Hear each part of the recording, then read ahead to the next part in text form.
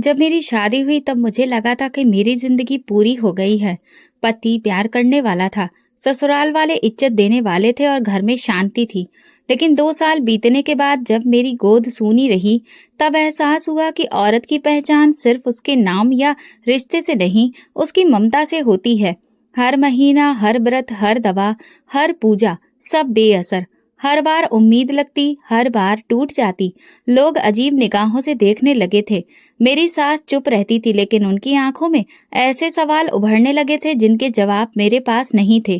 फिर एक दिन मेरे मन में एक विचार आया, और शायद वही मेरी जिंदगी का सबसे बड़ा फैसला बन गया। अगर मैं अपनी मौसेरी बहन को इस घर में ले आऊं, ये ख्याल मेरे मन में बार बार आने लगा। मीरा मेरी मौसी की बेटी थी, मुझसे छोटी, सरल स्वभाव की, मेरी हर बात मानती थी। मैंने सोचा अगर वो मेरी देवरानी बन जाए तो हमेशा मेरे नियंत्रण में रहेगी। मैं पहले ही उसे अपने देवर के लिए पसंद कर चुकी थी। किसी तरह सास को भी मना लिया। शादी की तैयारियां हुई। मैं खुद उसकी मेहंदी में उसे सजा रही थी। उसकी आंखों में संकोच था और मेरे दिल में संतोष। खुश हो ना मीरा? मैंने पूछा। उसने नजरें झुकाकर कहा, जब आपने चुना है तो खुशी क्यों ना हो। मुझे लगा जैसे मैं कोई चाल जीत गई हूँ, जैसे मैंने अपने ससुराल में एक ऐसा मोहरा बिठा दिया है जो हमेशा मेरे इशारों पर चलेगा। मगर मुझे क्या पता था कि मैं जिसे ला रही हूँ वही मेरा सब कुछ मुझसे छीन लेगी। मीरा की शादी मेरे देवर से हो गई। वो घर में आई, सबने उसे हाथों हाथ लिया। वो शांत, आज्ञाकारी और सबकी सेवा में लगी रहती थी। लेकिन असली इम्तिहान तो अब आने वाला था। शादी के कुछ ही महीनों में वो गर्भवती हो गई। मेरी तो जैसे दुनिया थम गई। पूरे घर में खुशियां छा गईं। सास ने मिठाइयां बांटी, देवर ने मंदिर में पूजा रखवाई और मेरे पति ने तो उसे उपहार दिलवाए। और मैं बस एक कोने में बैठी सब देखती रही। बधाई हो नम्रता, अब तुम मौसी बनने वाली हो, पड़ोसन ने चहकते हुए कहा। मेरे होठों पर मुस्कान थी, लेकिन दिल में आग लगी थी। पति ने कहा, देखो नम्रता, भगवान की मर्जी है, कल तुम्हें भी खुशखबरी मिलेगी। मीरा तो रोज तुम्हारे लिए प्रार्थना करती है। वो सच में करती थी। अक्सर मेरे पास आकर कहती, दीदी, मैं रोज आपके लिए भगवान से मांगती हूँ कि आप माँ बने। लेकिन अब उसकी हर बात मुझे बनावट वाली लगने लगी थी। उसकी हमदर्दी भी मुझे ताना लगने लगी। फिर वो दिन आया, मीरा को बेटा हुआ। घर में जैसे कोई उत्सव चल रहा हो। हर तरफ लोग खुद को दादी, नानी, चाची कहने लगे। सास ने सोने की चूड़ी दी, देवर ने 3 दिन तक मिठाई बंटवाई, और मैं कमरे में अकेली बैठी सोच रही थी, क्या मैं सच में किसी पाप की सजा भुगत रही हूँ। पति मेरे पास आए, मेरा हाथ थामा और कहा, नम्रता, तुम मेरी जिंदगी हो। बच्चा हो या ना हो, तुम हो, यही बहुत है। मैंने सिर हिलाया। आंसू बह निकले, लेकिन मन को चैन नहीं मिला। वक्त गुजरता गया। अब मीरा माँ बन चुकी थी। उसका पूरा ध्यान बच्चे पर था। घर वाले भी अब उसी के आस पास रहते। मैं जैसे अब एक पुरानी अलमारी की तरह रह गई थी, काम की लेकिन भावनाओं से खाली। मीरा मेरे हर कहे पर अमल करती, भाभी जी कहकर पुकारती, लेकिन उसकी हर मुस्कुराहट मुझे अब दिखावा लगने लगी। सास कभी उसके लिए खीर बनाती, कभी फल काट कर देती, और मैं बस रसोई में खटती रहती। कभी कभी रात भर छत को ताकती रहती, मन में एक ही सवाल, क्या भगवान ने भी मुझे भुला दिया है। एक रात आईने के सामने खड़ी हुई, आंखों के नीचे काले घेरे, चेहरा मुरझाया हुआ, होठों पर कोई रंग नहीं, बस एक थकावट जो आत्मा तक उतर चुकी थी। क्या मेरी कहानी बस इतनी ही है? मैंने खुद से पूछा। अंदर से एक आवाज आई, अभी तो सब शुरू हुआ है नम्रता। मुझे नहीं पता था ये आगाज था या अंजाम, लेकिन मैं जान चुकी थी कि अब मीरा सिर्फ मेरी देवरानी नहीं, मेरी चुनौती बन चुकी है। अब मैं उसे देखकर अपनी हार महसूस करती थी। फिर एक दिन जब मीरा दोबारा गर्भवती हुई, सास ने सबसे पहले मुझे बुलाया और कहा, अब उससे ज्यादा काम मत करवाना। नम्रता, तुम तो आदी हो ना सबकी सेवा की। अब घर का सारा काम तुम संभाल लो। मीरा को आराम चाहिए, जैसे मैं कोई पुरानी मशीन हूँ और वो नई कीमती चीज। अब घर के सारे काम मेरे हिस्से, कपड़े धोना, खाना बनाना, झाड़ू पोछा, मेहमानों की आओ भगत, और सबसे ज्यादा मीरा की सेवा। कभी उसे दूध गर्म करके देना, कभी फल काट कर, कभी उसकी पसंद का खाना कमरे में ले जाना। लेकिन मैंने कभी शिकायत नहीं की, क्योंकि वो माँ बनने वाली थी। एक दिन मैंने आटे में पानी ज्यादा डाल दिया तो सासू माँ ने गुस्से से कहा, ये भी कोई काम करने का तरीका है? मीरा को तो ऐसा खाना बिल्कुल पसंद नहीं। मुझे जैसे किसी नौकरानी की तरह डांटा गया। मैं चुपचाप दोबारा आटा गूंथने लगी। मीरा ने मेरी तरफ देखा, शायद कुछ कहना चाहा, लेकिन वो चुप ही रही। मुझे याद है 2 महीने पहले मैंने एक डॉक्टर से सलाह ली थी। काफी उम्मीद दिलाई गई थी, लेकिन जब रिपोर्ट्स आई तो वही जवाब मिला, अभी कोई खास सुधार नहीं है, इलाज जारी रखें। घर में किसी ने नहीं पूछा कि रिपोर्ट क्या आई, लेकिन मीरा की हर जांच रिपोर्ट पर सब ऐसे खुश होते जैसे लॉटरी लग गई हो। एक दिन सुबह मीरा को उल्टी हुई तो सासू माँ ने तुरंत मेरे हाथ से नाश्ता छीन लिया और जमीन पर रखकर कहा, जा, क्या कर रही है, जल्दी कर, इस थाली को लेकर जा। मैं खुद नाश्ता कर रही थी। मैंने धीमे स्वर में कहा, अम्मा, मैं नाश्ता कर रही थी। अरे, नाश्ता तो रोज होता है, वो बेचारी माँ बनने वाली है, उसका ख्याल पहले करो। उन्होंने बात बीच में ही काट दी। मैंने वो नाश्ता वहीं छोड़ दिया और मीरा के कमरे की ओर बढ़ गई। एक दिन मेरी बचपन की सहेली अनीता आई। काफी दिनों बाद मिलना हुआ। बातों बातों में उसने पूछा, नम्रता, तुम तो पहले बहुत चमकती थी, अब इतनी बुझी बुझी क्यों लगती हो? मैंने जबरदस्ती हंसी लाकर कहा, बस घर के काम बहुत बढ़ गए हैं, वक्त ही नहीं मिलता। उसी वक्त मीरा आई, साफ कपड़ों में मुस्कुराती हुई। उसके पीछे सासू माँ थी। अनीता ने हैरत से पूछा, ये कौन है? बहुत प्यारी लग रही है। मैंने पत्थर पर दिल रखकर कहा, मेरी देवरानी है। अरे वाह, बहुत भाग्यशाली लगती है। अनीता ने तारीफ की। मैंने नजरें झुका ली। मेरे पति रोज शाम को मीरा के पास बैठते, उसके होने वाले बच्चे की बात करते। मैं कमरे के बाहर खड़ी सब सुनती। एक रात मीरा ने कहा, भैया अगर लड़की हुई तो क्या नाम रखेंगे? पति ने हंसते हुए कहा, आर्या या फिर सिया, लेकिन दिल तो बेटे पर है। मेरा दिल चाहा जमीन फट जाए और मैं उसमें समा जाऊं। एक दिन ससुर जी ने कहा, तुम दोनों बहनें हो, मीरा को बहन जैसा स्नेह दो, याद रखो तुम ही उसे लाई थी। मुझे वो दिन याद आया जब मैंने ही मीरा को अपने देवर के लिए पसंद किया था, लेकिन अब वो तो जैसे आसमान पर थी और मैं बस एक साया बन गई थी। मीरा कभी कभी मुझसे बात करने की कोशिश करती, जैसे अब भी वो मुझसे जुड़ी रहना चाहती हो, लेकिन मैं उसमें वो मासूमियत खोजती जो शायद कभी थी ही नहीं, या शायद अब मैं देखना नहीं चाहती थी। एक दिन मीरा ने मुझे एक छोटा सा पैकेट दिया, एक माला। ये क्या है? मैंने पूछा। जप करने वाली माला है, आप भी भजन किया करें, वो बोली। मैंने वो माला पकड़ ली, लेकिन खोलने का मन नहीं हुआ, जैसे किसी ने मुझे दान दिया हो। अब घर का हर रिश्ता बदल चुका था। मैं सिर्फ काम करने वाली भाभी रह गई थी। मीरा अब घर की रौनक थी, उम्मीद और आशीर्वादों का केंद्र। जब मीरा को अस्पताल ले जाया गया तो पूरा घर जैसे त्योहार की तैयारी में जुट गया। सासू माँ ने रसोई की पूरी कमान संभाल ली, ससुर जी ने मेहमानों की सूची बनाई और मेरे पति दिन में कई बार अस्पताल के चक्कर लगा रहे थे। मैं घर में अकेले सारे काम निपटा रही थी, जैसे ये अवसर मेरी जिंदगी से बिल्कुल परे हो। शाम को देवर की कॉल आई, भाभी बेटा हुआ है। मैंने मोबाइल का स्क्रीन देखा और एक पल के लिए दिल की धड़कन थम गई। उसकी आवाज में खुशी, गर्व और एक विशेष प्रकार का अधिकार था। बधाई हो, मैंने कम शब्दों में कहा। माँ को बता देना, मैं मीरा के साथ हूँ, सब ठीक है। फोन बंद हुआ और मैंने सासू माँ को जाकर बताया। उन्होंने भगवान का धन्यवाद किया, माथा टेका और मुझसे कहा, नम्रता, गुड़ गर्म कर दे, बनवा ले, नाती आया है। मैं चुपचाप खड़ी रही। थोड़ी देर में घर के दरवाजे पर रिश्तेदार आने लगे, कोई मिठाई लेकर, कोई उपहार, कोई आशीर्वाद। वाह, मीरा तो बड़ी किस्मत वाली निकली, दूसरा बच्चा भी बेटा। नम्रता, तुमने सचमुच अच्छा काम किया जो उसे इस घर में लाई। ये सब बातें मेरे कानों में तीर सी चुभ रही थी। एक शाम पति ने आकर नरमी से कहा, नम्रता, तुम चिंता मत करो, भगवान जब चाहेंगे हमें भी खुशखबरी मिलेगी। अभी तो खुश हो जाओ, घर में नई जिंदगी आई है। मैंने नजरें फेर ली। वो जानते थे मैं क्या महसूस कर रही हूँ, लेकिन उनके पास शब्द नहीं थे। अगले दिन मीरा और बच्चा घर आ गए। घर को गुब्बारों और झंडियों से सजाया गया, जैसे कोई नई नवेली दुल्हन आई हो। मीरा का बेटा सफेद कपड़े में लिपटा हुआ, गुलाबी गालों वाला, सबकी गोद में जा रहा था। सासू माँ ने गर्व से कहा, हमारे कुल का दीपक आ गया, नाम क्या रखोगे? किसी ने पूछा। देवर ने खुशी से कहा, रोहित। मैंने एक कोने से ये सब सुना। रोहित, वो नाम जो मैंने अपनी दुआओं में संजोया था। अगर मेरा बेटा होता। अगली सुबह मैंने मीरा के कमरे का दरवाजा खटखटाया। आओ भाभी, अंदर आ जाओ, उसने मुस्कुराकर कहा। चाय दूं? नहीं, बस थोड़ी देर बैठ जाओ, नींद नहीं आ रही। मैं बैठ गई। बच्चा सो रहा था। मीरा ने कपड़े सही किए, थोड़ा झिझक कर बोली, भाभी, कभी कभी लगता है जैसे सपना देख रही हूँ। मैंने चुपचाप उसकी बात सुनी। आपकी वजह से मुझे ये सब मिला। काश मैं आपके लिए भी कुछ कर पाती। मैंने नजरें फेर ली और कहा, कभी कभी इंसान जो खुद के लिए मांगता है वो किसी और को मिल जाता है। उसने चौंक कर मेरी ओर देखा, लेकिन कुछ नहीं कहा। अगले दिन बच्चा रो रहा था। मैं रसोई में थी। सासू माँ ने कहा, नम्रता जा देख, मीरा सो रही है, रोहित को कोई संभाले।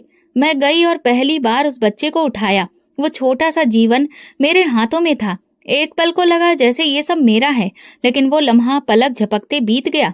बच्चा मेरी गोद में था और वो मेरी ओर देखकर मुस्कुरा रहा था। मैंने उसका हाथ थामा और दिल में एक हल्की सी चुभन महसूस की। क्या हुआ भाभी? मीरा जाग चुकी थी। कुछ नहीं, बस उठा लिया था। रोना बंद हो गया। उसने कृतज्ञता से मुझे देखा। अगले हफ्ते बच्चे का नामकरण संस्कार था। घर में धूम थी, भंडारा, ढोलक, मेहमानों की भीड़, उपहारों की भरमार। मैं हर जगह काम कर रही थी, लेकिन किसी ने मेरे कपड़ों, चेहरे या मेरे अस्तित्व को एक बार भी नहीं देखा। रात को मीरा थक चुकी थी। सासू माँ ने कहा, नम्रता बच्चा थोड़ी देर संभाल लो, मीरा आराम कर ले। मैंने उसे गोद में लिया और अपने कमरे में आ गई। बच्चा सो रहा था। मैं उसकी ओर देखती रही। आंखों में आंसू भर आए। हाथ उसके चेहरे पर फेरा, फिर फौरन हटा लिया। तू मेरा क्यों नहीं है? मैंने धीमे से कहा। दरवाजे पर दस्तक हुई। मीरा आई। भाभी, आपने कुछ खाया?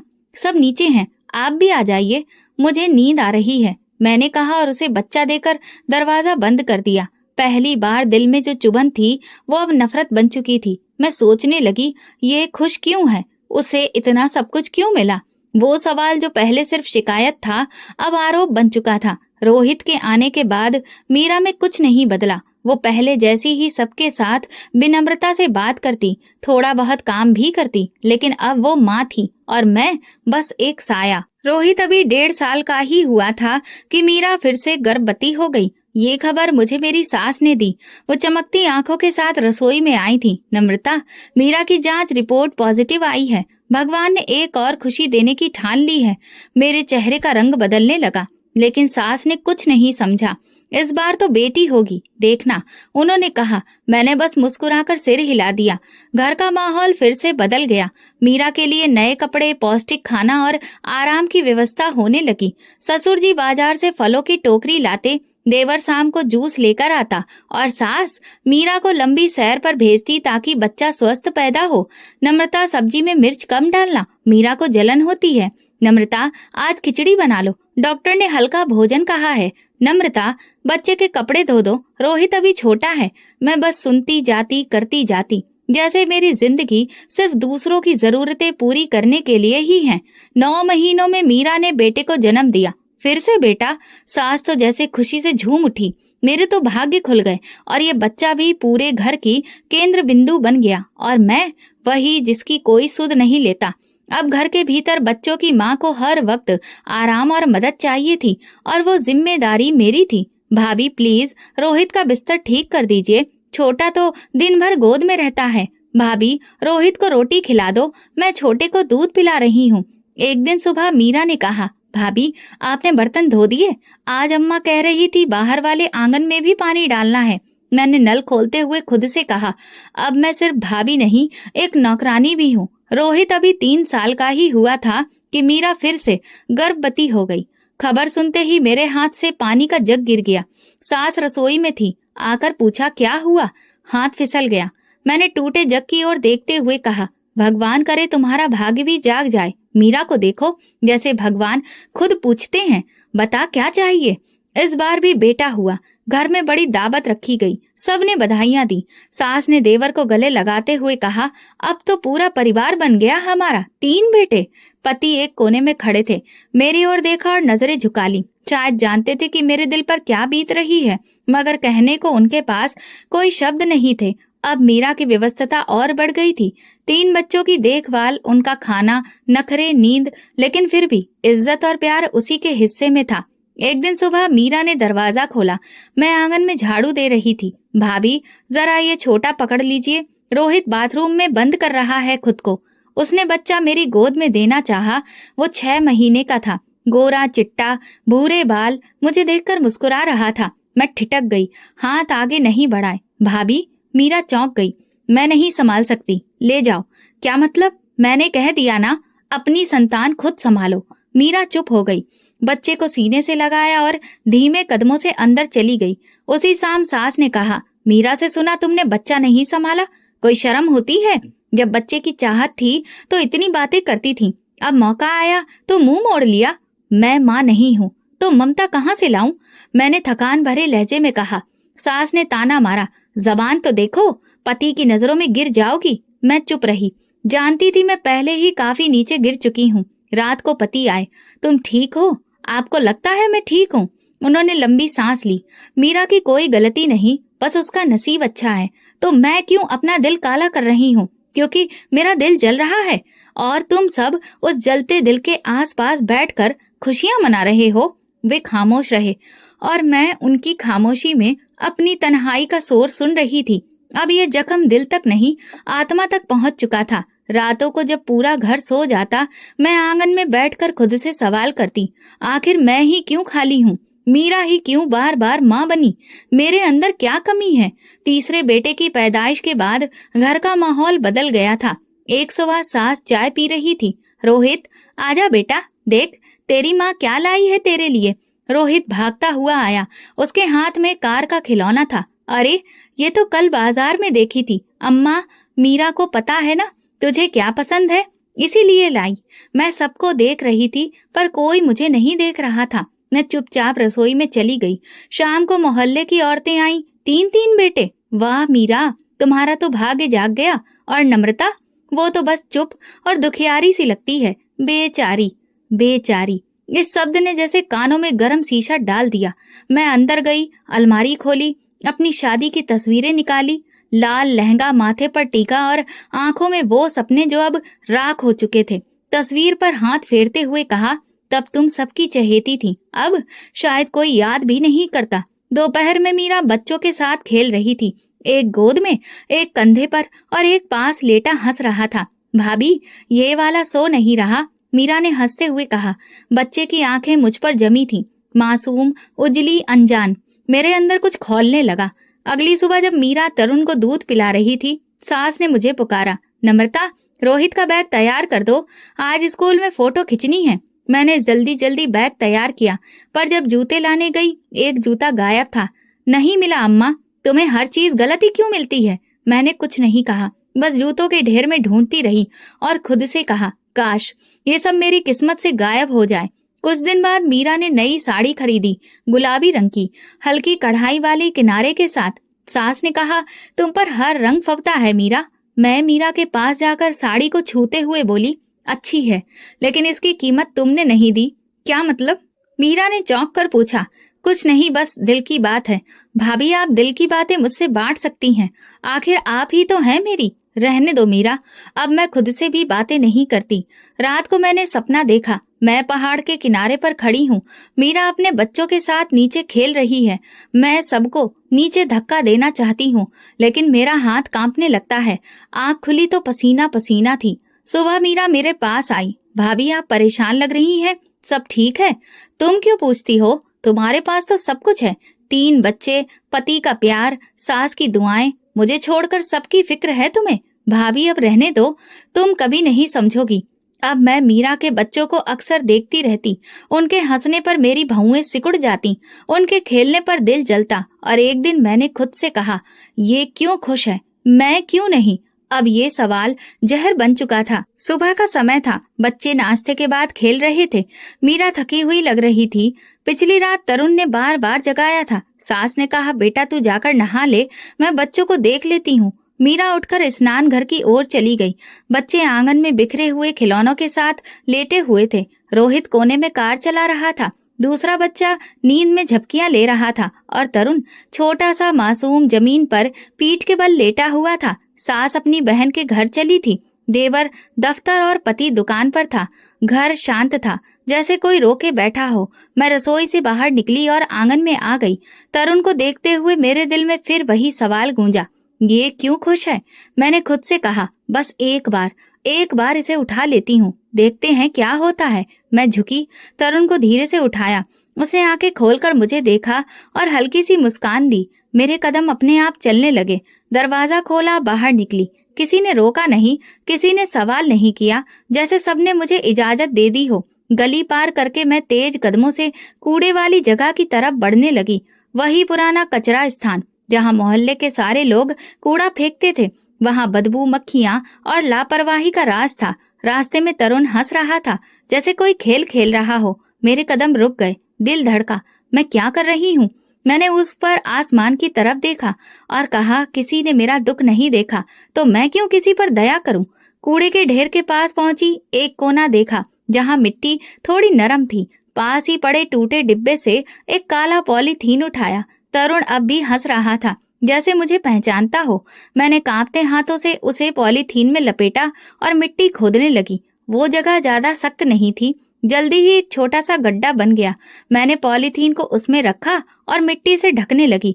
आखिरी बार तरुण का चेहरा आंखों के सामने आया। आंखें बंद थीं, जैसे सो रहा हो। मैंने आखिरी मुट्ठी मिट्टी डाली और पीछे हट गई। दिल जोर जोर से धड़क रहा था, पसीना बह रहा था, लेकिन शरीर सुन्न था। वापसी का रास्ता वैसा ही था, पर हर कदम भारी लग रहा था। घर पहुंची तो दरवाजे पर सन्नाटा था। घर में अब सिर्फ 2 बच्चे थे और मीरा, जो स्नान घर से बाहर आ रही थी। तरुण कहाँ है? उसने पूछा। मैंने नजरें चुराई। यहीं कहीं होगा, तुम्हारे ही बच्चे हैं, खुद देखो। मीरा ने बच्चों के बीच देखा, फिर आंगन में दौड़ने लगी। तरुण, तरुण! सास अभी तक नहीं लौटी थी और मीरा का चेहरा पीला पड़ चुका था। मैं चुपचाप कमरे में जाकर बैठ गई। दिल किसी अंधेरी गहराई में डूबा था। बच्चे अब भी खिलौनों से खेल रहे थे, जैसे कुछ हुआ ही ना हो। कुछ देर बाद मीरा रोती हुई मेरे कमरे में आई। भाभी, आपने तरुण को कहीं देखा? वो नहीं मिल रहा। मैंने ठंडी आवाज में कहा। नहीं देखा, पर वो तो यही था। आप बाहर गई थी ना? हाँ, दूध लेने। सूरज ढल रहा था, लेकिन तरुण का कुछ पता नहीं चला। घर में अजीब सी बेचैनी फैल गई। मीरा की हालत बिगड़ रही थी। वो बार बार आंगन में एक कोने से दूसरे कोने तक घूम रही थी। मोहल्ले की औरतें भी आ गई थीं। कुछ चुपचाप तमाशबीन, कुछ सवाल करती, कुछ बातें बुदबुदाती। क्या उसने दरवाजा खोला था? इतना छोटा बच्चा कहाँ जा सकता है? तभी पास वाली मौसी, पड़ोस की मौसी ने ऊंची आवाज में कहा, मैंने खुद देखा है। नम्रता तरुण को गोद में लिए गली पार कर रही थी। साथ में एक काला पॉलीथीन भी था। एक लम्हे को सब शांत हो गए। सबकी निगाहें मेरी ओर उठी। मैं तब तक कमरे के दरवाजे पर खड़ी थी। सास मेरी तरफ बढ़ी। नम्रता, क्या ये सच है? मैंने पलकें झपकाई और सपाट लहजे में कहा, मौसी को भ्रम हुआ होगा, मैं तो दूध लेने गई थी। पति की आवाज पहली बार सख्त हुई। दूध लेने जा रही थी या कुछ और? मैंने नजरें चुरा ली। मीरा मेरे पास आई। भाभी प्लीज, अगर आपने तरुण को कहीं रखा है बता दो। मैं कसम खाती हूँ कुछ नहीं कहूंगी, बस मेरा बच्चा लौटा दो। मैंने जोर से कहा। मैंने कुछ नहीं किया, बार बार इल्जाम क्यों लगाती हो? मीरा पीछे हटी। उसकी आंखों में दर्द, हैरानी और एक सवाल था। आप ऐसा कर भी कैसे सकती हैं? देवर गुस्से से बोला। नम्रता, अगर सच नहीं बताया तो मैं पुलिस बुला लूंगा। सास ने उसे रोका। ठहरो, पहले इसे मौका दो, शायद सच बता दे। पति ने मुझे एक तरफ ले जाकर धीरे से कहा, नम्रता, अगर कुछ किया है तो अब छुपाने से क्या फायदा? हम मिलकर देखेंगे क्या किया जा सकता है। मैंने गुस्से में कहा, तुम सब चाहते हो कि मैं एक इल्जाम अपने सिर ले लूं, सिर्फ इसलिए कि मैं मां नहीं बन सकी। उसने कहा, ये बात नहीं है, हम बस सच जानना चाहते हैं। घर के हर कोने से आंखें मुझे घूर रही थीं, हर आंख में शक, हर दिल में सवाल। तभी एक और पड़ोसन बोली, मैंने भी देखा था, नम्रता के हाथ में कुछ था, बच्चा ही लग रहा था। मीरा फिर मेरे पैरों में गिर पड़ी। भाभी, भगवान के लिए बता दीजिए, तरुण कहाँ है? अगर भूखा है तो उसे खाना दे दूं, अगर रो रहा है तो गोद में ले लूं, बस बता दो, वो जिंदा है? मैंने उसके हाथ झटक दिए और कमरे में चली गई। दरवाजा बंद कर लिया। कमरे में अंधेरा था, लेकिन दिल का अंधेरा उससे कहीं गहरा। बाहर बच्चों के रोने की आवाजें थीं, मीरा की सिसकियां, सास की चीखें, देवर की गूंजती आवाजें। मैं अब चुप नहीं बैठूंगा। दरवाजा जोर से बजा। पति की आवाज थी, नम्रता दरवाजा खोलो, बात करनी है। मैंने दरवाजा खोला। वो अंदर आया, मुझे घूर कर देखा। ये आखिरी बार पूछ रहा हूँ, बच्चा कहाँ है? मैंने कहा, मैंने कुछ नहीं किया, मौसी को भ्रम हुआ है। सब मुझे कसूरवार मानने को तैयार बैठे हैं। वो कुछ देर तक मुझे देखता रहा, फिर चुपचाप चला गया। रात गहराती गई, लेकिन किसी की आंख नहीं लगी। मीरा आंगन में बैठी थी, उसकी गोद खाली, आंखें बंद। मैं अंदर बैठी थी, दिमाग में सिर्फ शोर था। सुबह की आरती शुरू हो गई थी, लेकिन घर में कोई नहीं सोया था। तभी दरवाजा फिर से बजा। मोहल्ले के कुछ लोग, महिलाएं और पुरोहित जी आ गए। किसी के हाथ में गंगा जल था, किसी के हाथ में रामायण, लेकिन हर आंख में एक ही सवाल था, बच्चा कहाँ है? पड़ोस की मौसी ने सबके सामने फिर से अपनी बात दोहराई। मैंने नम्रता को बच्चा ले जाते देखा था। ये मेरा भ्रम नहीं है, मैं कोई अंधी नहीं हूँ।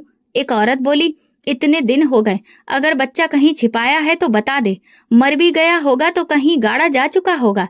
दूसरी ने कहा, क्या माँ ना बन पाने का मतलब ये है कि किसी और की संतान छीन ली जाए? तीसरी ने झट से कहा, हम पुलिस बुलाते हैं, हवालात में जाएगी तो वही सच उगलेगी। मेरे कानों में शोर बढ़ता जा रहा था, सांस लेना मुश्किल हो रहा था। पति ने नजरें नीचे झुका रखी थी, देवर भी मुट्ठियां भींचे नीचे खड़ा था। नम्रता, आखिरी बार कह रहा हूँ, सच बता दो, उसने गंभीर स्वर में कहा। मैंने चारों ओर देखा, हर ओर बस चेहरे थे, हर चेहरे पर आरोप, नफरत और ताने। दिल में कुछ टूटने लगा, जैसे भीतर कोई भारी पत्थर हट गया हो। हाँ, मैं ले गई थी तरुण को। मेरी आवाज ऊंची थी। एक पल को पूरा घर सन्न रह गया। हाँ, मैंने ही उसे उठाया था, मैंने ही उसे बाहर ले जाकर कूड़े के ढेर के पास दफना दिया था, क्योंकि मैं बर्दाश्त नहीं कर सकती थी ये सब। उसकी हंसी, उसकी माँ का गर्व, तुम सबकी नजरें, तुम लोगों का प्यार जो कभी मेरा था और अब किसी और का हो चुका था। मीरा ने झटके से आंखें खोली। सास ने दोनों हाथ सिर पर रख लिए। हे भगवान, ये क्या सुन लिया? देवर एक कदम मेरी ओर बढ़ा, लेकिन पति ने बीच में आकर उसे रोका। तुमने ऐसा क्यों किया? उसने गुस्से से पूछा। क्योंकि मैं माँ नहीं बन सकती। मेरी आवाज कांप रही थी। और तुम सबने मुझे इसी आधार पर जीने के लायक नहीं छोड़ा। सारा दिन मुझसे काम करवाया जाता था। इज्जत, ये शब्द सिर्फ मीरा के लिए रह गया था। तुम लोग कहते थे सब्र करो, भगवान देगा, लेकिन इस उम्मीद ने मुझे पागल बना दिया। पति ने मेरी ओर देखा, आंखों में ऐसी नजर जो पहले कभी नहीं देखी थी, और एक जोरदार थप्पड़ मेरे गाल पर पड़ा। तुम इतनी गिर सकती हो? तुमने एक माँ की गोद उजाड़ दी, सिर्फ अपनी कमी की सजा देने के लिए। मैं खामोश खड़ी रही, चेहरे पर हाथ रखे, लेकिन अब आंखों में आंसू नहीं थे। सास चीखी, मैंने तुझे बेटी बनाकर अपने बेटे से ब्याह दिया और तूने मुझे ये जहर दिया। देवर गुस्से में दरवाजे की तरफ बढ़ा। मैं पुलिस बुलाता हूँ, अब कानून इसका फैसला करेगा। पति ने उसे रोक कर कहा, नहीं, पुलिस नहीं बुलाएंगे। देवर चिल्लाया, क्या मतलब? हमें अपनी इज्जत बचानी है। हमारे मोहल्ले, हमारे खानदान में अगर ये बात कानूनी शक्ल में गई तो हम कहीं भी के नहीं रहेंगे। मोहल्ले के कुछ बड़े बुजुर्ग भी इसमें हामी भर बैठे। पुरोहित जी ने कहा, बेटी ने पाप किया है, बड़ा पाप, मगर पाप स्वीकार करना भी साहस है। अब ये बात यहीं समाप्त होनी चाहिए। मीरा झुकी हुई थी, जैसे उसके शरीर में कोई ताकत ना हो। मैं उसके पैरों में बैठ गई। मुझे माफ कर दो। तुम्हारा बेटा तुम्हारी दुनिया था, मैंने तुमसे वो छीन लिया। उसने मेरा हाथ झटक दिया। तूने मेरी ममता का खून किया है। भगवान तुझसे हर पल का हिसाब देगा। मोहल्ले वाले धीरे धीरे लौट गए, मगर उनकी नजरें मेरे भीतर तीर की तरह धंस गई थीं। उस दिन के बाद से जैसे सब कुछ थम सा गया। देवर और मीरा अगले ही दिन बच्चों को लेकर घर छोड़ गए। सास ने अपने कमरे का दरवाजा बंद कर लिया। पति ने मुझसे बात करना छोड़ दिया। मुझसे ना कोई बोलता, ना कोई सुनता। घर वही था, दीवारें वही थी, लेकिन अब हर चीज अजनबी लगने लगी थी। सुबह सास आकर मेरे कमरे का दरवाजा खटखटाती, नलका खोल दो, पानी भरकर रख दो, आटे में नमक कम ना हो, और याद रखना, तुम्हें खाने के समय चौके पर नहीं बैठना है। मैं कुछ कहती तो वो घूर कर देखती। जुबान बंद रख, हमने तुझे कानून से बचा लिया, अब ये छत ही तेरी सजा है। पति रात को देर से आता और सीधा दूसरे कमरे में चला जाता। मैं दरवाजे के पीछे खड़ी रहती, उसके कदमों की आहट सुनती, दिल में उम्मीद जगती। शायद आज वो मेरी तरफ देखेगा, शायद कुछ बोले, मगर वो खामोशी से निकल जाता, जैसे मैं वहां हूं ही नहीं। कई दिन बीत गए। मैं काम करती रही, एक नौकरानी की तरह, सिलती, धोती, बर्तन मांजती, कपड़े सुखाती और शाम को चुपचाप अपने कमरे में कैद हो जाती। एक दिन सास ने गरम सब्जी मेरी आंखों के सामने से उठा ली। ये हमारे लिए है, तेरा खाना रसोई के दरवाजे के पास रखा है, बासी है, जाकर खा ले। मैंने कहा, मैंने भी इतना ही काम किया है, मुझे भी उतना ही खाने का हक है। वो हंसी, हक? तेरा हक तो उस दिन खत्म हो गया था जब तूने एक माँ की गोद उजाड़ी थी। अब बस सजा है। कई रातें भूखी बीती, कई दिन प्यासे, और फिर एक दिन शरीर पर एक छोटा सा निशान उभरा, सुर्ख धब्बा जो धीरे धीरे फैलने लगा। मैंने छिपाने की कोशिश की, मगर चेहरा भी चपेट में आ गया। सास ने देखकर पीछे हटते हुए कहा, ये क्या है तेरे चेहरे पर? बस खाज है, गर्मी की वजह से। मैंने कहा, ये खाज नहीं, कोई बुरी बीमारी है। वो बोली और हाथ झाड़ती हुई बाहर निकल गई। अगले दिन पूरा शरीर जलने लगा, जैसे किसी ने अंगारे रख दिए हों। मैंने आईने में देखा, आंखों के नीचे सूजन, चेहरे पर फोड़े, हाथों की त्वचा खुरदरी और पैरों पर गहरे जख्म। मैं अस्पताल नहीं जा सकी क्योंकि मुझे वहां ले जाने वाला कोई नहीं था। पति से कहा, मुझे डॉक्टर के पास जाना है। उसने एक नजर देखा और बोला, थोड़ा मरहम लगा लो, वक्त के साथ ठीक हो जाएगा। लेकिन वक्त के साथ ये और बिगड़ता गया। एक रात सोते हुए हाथ का जख्म फट गया, खून बहने लगा, कपड़े खराब हो गए। मैं उठी और धीरे से वॉशरूम गई, लेकिन दरवाजा खोला तो सास खड़ी थी। उन्होंने पीछे हटते हुए कहा, खबरदार, मेरे पास मत आना, तुमसे बहुत गंदी बदबू आ रही है। माँ, ये बीमारी है, मुझे डॉक्टर के पास ले चलिए। मैं तेरा इलाज नहीं करवाऊंगी, मैंने तुझे पाला नहीं, अब तेरे साथ जीना भी नहीं। अगले दिन उन्होंने मेरे मायके फोन किया, तुम्हारी बेटी को कोई गंभीर छूत की बीमारी है, इसे ले जाओ वरना हम इसे कहीं फेंक आएंगे। लेकिन वहां से जवाब आया, हमने ऐसी बेटी को मर चुका मान लिया है, वो हमारी इज्जत का जनाजा बना चुकी है। ये सुनते ही सास का फैसला हो गया था। एक शाम पति घर आया, खामोशी से मेरे कमरे का दरवाजा खोला। मैं चटाई पर लेटी थी, चेहरे पर कपड़ा रखा हुआ था। उठो, उसने कहा। कहाँ ले जा रहे हो?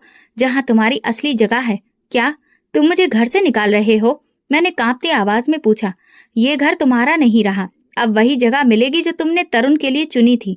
मैं कुछ नहीं बोल सकी, चुपचाप चादर ओढ़कर उठ खड़ी हुई। वो मुझे अपने साथ ले चला, एक सुनसान गली में रुका, वहीं जहाँ कूड़ा फेंका जाता था। उतरो, उसने कहा। यहाँ? मैं कांप गई। हाँ, यही तेरे जैसे लोगों की जगह है। मैं नीचे उतरी, जमीन पर गंदगी, मक्खियां, सड़ांध और खामोशी थी। उसने एक पुरानी बोरी मेरे पास फेंकी, इसे ओढ़ लेना, और हाँ, मत सोचना कि कोई लेने आएगा, तुम्हारा अब सब खत्म हो चुका है। वो मुड़ गया और मेरा प्रायश्चित शुरू हो गया। 2 दिन बीत गए, मैं उसी गंदी बोरी में लिपटी कूड़े के ढेर के किनारे बैठी थी। रात को कुत्ते भौंकते, दिन में मक्खियां मेरे जख्मों पर मंडराती। शरीर में ताकत बाकी नहीं थी, पर नींद भी नहीं आती थी। हर गुजरता इंसान या तो घृणा से देखता या नजरें फेर कर चला जाता। कुछ तो थूकते भी थे। एक नौजवान बोला, यही है वो जिसने बच्चे को मार दिया था, अब खुद उसी कचरे में पड़ी है। एक दिन एक छोटा लड़का आया, शायद मजदूर का बेटा। हाथ में पॉलीथीन थी, उसमें बचा हुआ खाना। उसने मुझे देखा और कुछ पल रुका। खाना खाओगी? उसने पूछा। मैंने हाँ में सिर हिलाया। वो चुपचाप खाना मेरे पास रख गया। मैंने पहला निवाला लिया और मेरी आंखों से बेइख्तियार आंसू बहने लगे। हे भगवान, तूने ये दिन भी दिखाया। उस रात चांद कुछ धुंधला सा था, जैसे वो भी मुझसे नजरें चुरा रहा हो। मैंने आसमान की ओर देखा और बुदबुदाई, हे प्रभु, अगर तेरे पास माफी है तो दे दे, नहीं है तो मौत दे दे। मैं जमीन पर लेट गई और वो दिन याद करने लगी जब मैंने तरुण की मासूम मुस्कान को अनदेखा करके उसे कचरे में दफना दिया था। उसका चेहरा बार बार आंखों के सामने आता रहा। तरुण, अगर मैं तुम्हें वापस ला सकती तो जरूर लाती। मैं सिर पकड़कर रोने लगी। अगली सुबह जब सूरज निकला तो कुछ दूरी पर एक बच्चा दिखा। 2 साल का रहा होगा, हाथ में नीला पॉलीथीन जिसमें प्लास्टिक के टुकड़े थे। वो हंसता हुआ मेरी तरफ आ रहा था। अचानक मेरे सामने आ खड़ा हुआ। मैंने उसके चेहरे की तरफ देखा और सांस अटक गई। वही आंखें, वही नाक, माथे पर हल्का सा निशान। ये तरुण था। मैं घबरा गई, खड़े होने की कोशिश की पर पांव कांपने लगे। बच्चा मेरी ओर मुस्कुराकर बढ़ा। तभी एक जानी पहचानी आवाज सुनाई दी, तरुण, इधर आओ बेटा। मेरे सिर की नसें तन गईं। ये मीरा की आवाज थी, वही औरत जो कभी मेरे साथ एक छत के नीचे रहती थी। हाथ में पानी की बोतल, कपड़ों पर मिट्टी, पर चेहरे पर वही माँ जैसी ममता की चमक। वो मेरे पास आई, तरुण को सीने से लगाया और फिर मेरी ओर देखा। पहचाना? मेरी आवाज गले में अटक गई। मैं बस हाँ में सिर हिला सकी। ये वही है जिसे तुमने दफनाया था, लेकिन ये कैसे जिंदा है? मैंने कांपते हुए पूछा। मीरा कुछ देर मुझे देखती रही, फिर बोली, तुम्हें हैरानी हो रही है ना कि तरुण जिंदा है, लेकिन शायद इससे ज्यादा हैरानी इस बात से होगी कि हमने तुम्हें पहले क्यों नहीं बताया। मैं चुपचाप सिर झुकाकर रही, मानो कह रही हूँ, हाँ, मुझे जानना है। मीरा ने तरुण के बालों में हाथ फेरते हुए कहा, जिस दिन तुम इसे यहाँ छोड़कर गई थी, भगवान ने इसकी रक्षा की। वो फकीर जो कचरे के पास बैठा रहता है, उसने तुम्हें जाते देखा। तुम्हारे जाने के बाद उसने पॉलीथीन में हलचल देखी। उसने किसी को बताया नहीं, चुपचाप बच्चे को उठाया और नजदीकी अस्पताल ले गया। कई दिन तरुण इलाज में रहा। ना रोता था, ना बोलता, बस आंखें खोलकर देखता रहता। मीरा बोलती रही और मेरी आंखों से आंसू बहते रहे। हमें तुम पर शक हुआ था, पूछा, मिन्नतें की, पर तुम चुप रही। फिर वो फकीर इधर उधर लोगों से तस्वीरें दिखाता फिरा। तभी मेरे पति के दोस्त ने तरुण को पहचान लिया और तुम अस्पताल पहुंच गई। मैंने धीरे से कहा, हाँ, और जैसे जिंदगी लौट आई। मैंने दोनों हाथों से चेहरा ढककर रोने लगी। पर तुमने मुझे क्यों नहीं बताया? मैं हर पल मर रही थी, खुद को हत्यारिन समझती रही। मीरा का लहजा सख्त हो गया, क्योंकि हमें अब भी तुमसे डर था। डर? मैं तो मर चुकी हूँ तुम्हारे घर से निकाले जाने के दिन से। नम्रता, तुम जिंदा हो, और अगर कोई जिंदा इंसान अपने भीतर घृणा और क्रोध लिए जिए तो वो एक मुर्दे से भी ज्यादा खतरनाक हो सकता है। मेरे पास कहने को कुछ नहीं था, सच तो यही था। अगर मुझे दोबारा मौका मिलता, शायद मैं फिर वही करती, क्योंकि उस वक्त मेरा दिल पत्थर हो चुका था। मीरा ने तरुण को जमीन पर खड़ा किया। वो लड़खड़ाते हुए चलने लगा। मैंने उसे देखते हुए कहा, अब वो ठीक है? किसी चोट का निशान नहीं, बस एक पहचान बाकी है जो तुमने दी। मीरा ने तरुण की आस्तीन ऊपर की, जहाँ एक हल्का सा जख्म का निशान था। मैं ये जीवन भर नहीं भूल पाऊंगी, मैंने सिर झुकाकर कहा। मीरा बोली, हम भी नहीं भूलेंगे, लेकिन हमने तुम्हें जीने दिया। अगर चाहते तो उसी वक्त पुलिस को सूचना दे सकते थे, तो क्यों नहीं दी? मैंने पूछा। क्योंकि तुम्हें कानून से सजा दिलाकर हम खुद भी दुख में डूब जाते।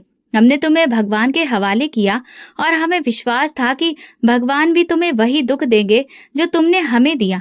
तरुण दोबारा मेरे पास आया, मेरे कपड़े खींचे। मैंने झुककर उसका हाथ थामा। वो मासूम आंखों से मुझे देख रहा था, जैसे कुछ भी याद नहीं हो। मैंने हिचकियों में कहा, क्या ये मुझे माफ करेगा? मीरा बोली, वक्त के साथ माफ कर देगा, लेकिन तुम्हें खुद को माफ करना आना चाहिए।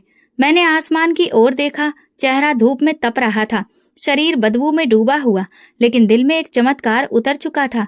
ये बच्चा मेरी क्षमा की एक उम्मीद है। मीरा ने तरुण का हाथ पकड़ा, पीछे हटी और फिर कहा, अब हम यहाँ नहीं रहते।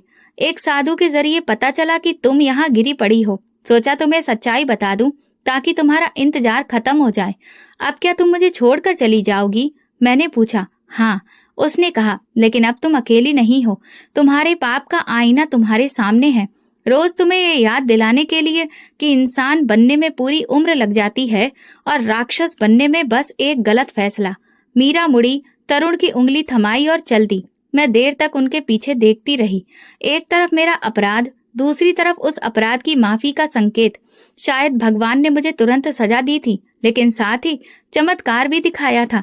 मीरा के जाने के बाद मैं वहीं बैठी रही, वही बोरी, वही गंदगी, मगर आज मेरे भीतर कुछ अलग था। तरुण के जीवित होने की खबर ने जैसे कोई बंद दरवाजा खोल दिया था, जो बरसों से भीतर बंद था। मैंने कई बार खुद से कहा था कि मर जाना बेहतर है, लेकिन पहली बार लगा कि शायद जिंदा रहना सजा नहीं बल्कि एक मौका है। दूसरे दिन सुबह एक बूढ़ी सी आवाज सुनाई दी, बेटी, रोटी खाएगी? भिखारी हाथ में एक रोटी और प्लास्टिक का जग लिए मेरे सामने खड़ा था। धूप में उसकी चमड़ी झुलस चुकी थी, लेकिन चेहरे पर एक अजीब सी ममता थी। वही भिखारी जिसने तरुण को बचाया था। मैंने आंखें नीचे कर ली। तुमने मुझे बचाया या मेरे अपराध को उजागर किया? मैंने पूछा। वो मुस्कुराया। जो आंखों के सामने हो उसे अनदेखा नहीं किया जा सकता। और बच्चा था, मासूम था। मैंने हाथ जोड़ दिए। मुझे अपने साथ रख लो, मैं अब और कुछ नहीं मांगती, सिर्फ रोटी और एक छत। उसने कहा, जो इंसान अपने पाप को स्वीकार कर ले वो मेरे साथ भी रह सकता है। और हाँ, पश्चाताप के बाद की जिंदगी सबसे बड़ी पूजा होती है। इस तरह मैं उस भिखारी के साथ रहने लगी। वो कचरा चुनता, बचा हुआ खाना बांटता और कभी कभी बीमारों की देखभाल करता। मैं भी उसके साथ बाहर चौक, अस्पताल के बाहर और फुटपाथों पर घूमती। जहाँ वो जाता मैं साथ होती। मैं लोगों से नजरें चुराती, मगर भिखारी कहता, दूसरों की नजरों से ज्यादा जरूरी है तुम्हारी अपनी नजर, जो तुम्हें आईने में देखती है। एक दिन तरुण फिर दिखा। वो अपनी माँ का हाथ पकड़े नाले के पास खड़ा था। मुझे देखकर दौड़ा। तुम वही हो ना जिसने मुझे ढांप रखा था? उसने मासूमियत से पूछा। क्या मतलब? मैंने हैरानी से पूछा। उसने कहा, माँ बताती है कि एक बार मैं जमीन में छुप गया था, फिर एक देवी आई और मुझे बाहर निकाला। मैं जमीन पर गिर गई, आंखों से बहते आंसुओं में प्रार्थना घुल गई। हे भगवान, तू बच्चों के दिल में भी माफी डाल देता है। मीरा भी पास आ गई। उसने तरुण को पीछे किया और मुझे देखा।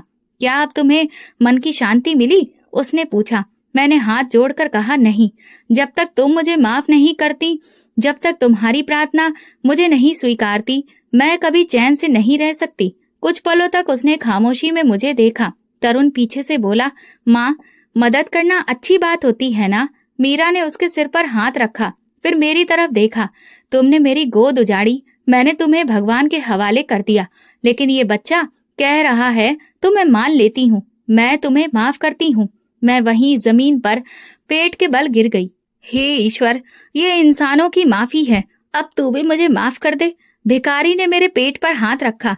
अब तेरी जिंदगी का दूसरा हिस्सा शुरू हुआ है, वो हिस्सा जो अब किसी और के लिए जिया जाएगा। कई महीने बीत गए, मैं अब लोगों के घरों से बचा हुआ खाना इकट्ठा करती, जरूरतमंदों में बांटती, बीमारों को अस्पताल पहुंचाती। जिन माँ बाप के बच्चे खो जाते, मैं उनके साथ मिलकर ढूंढने में मदद करती। जहाँ भी कोई बच्चा रोता दिखता, मैं उसके पास जाकर पूछती, माँ कहाँ है? मेरे हाथ अब भी घाव से भरे थे, लेकिन दिल हल्का होता जा रहा था। हर दिन हर रात मैं बस एक ही प्रार्थना करती, हे भगवान, मेरे अपराध का बोझ अब हल्का कर दे। एक दिन भिखारी ने कहा, नम्रता, तूने जो सच कबूल किया वही तेरी माफी का पहला कष्ट था। अब तेरा रास्ता लंबा है, लेकिन अंधकार नहीं है। मैंने हंसते हुए कहा, कभी कभी लगता है मैं मर चुकी हूँ और ये जिंदगी मृत्यु के बाद की है।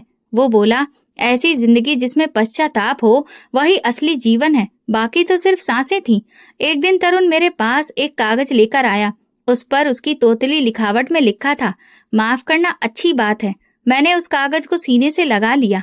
रात को चांद की रोशनी में भिखारी के पास बैठी मैंने आसमान की ओर देखा और धीमे से खुद से कहा, मैं शायद इंसानों से माफी पा चुकी हूँ, मगर अपने ईश्वर से अभी भी शर्मिंदा हूँ। ईर्ष्या इंसान को अंधा कर देती है, मगर सच्चाई स्वीकार करना मुक्ति की पहली सीढ़ी है। अपराध चाहे जितना भी बड़ा हो, पश्चाताप और माफी से दिल का घाव भर सकता है, अगर नीयत सच्ची हो। तो दोस्तों, अगर आपको हमारी कहानी पसंद आई हो तो कमेंट करके जरूर बताएं। वीडियो को लाइक करें और ज्यादा से ज्यादा शेयर करें। अगर आप चैनल पर नए हैं तो सब्सक्राइब जरूर करें और नोटिफिकेशन बेल दबाएं ताकि अगली अपडेट सबसे पहले आपको मिले। धन्यवाद।